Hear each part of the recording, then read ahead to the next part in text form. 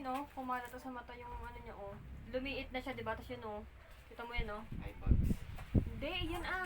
Yung ube. Kita mo. Ano mo ito? Ngayon ito eh. Ang ganda yung sapatos mo. Ganyan yan. Mukhang pang... Basketball. Hindi. Ah. Pang ano? Ay, ang ganda. Ay, ang laki naman. Tart, ano ba naman? 39! Ito, ano mo ito? Buhay pagka tayo ng pag-ari na isuot na yung pasuot niya.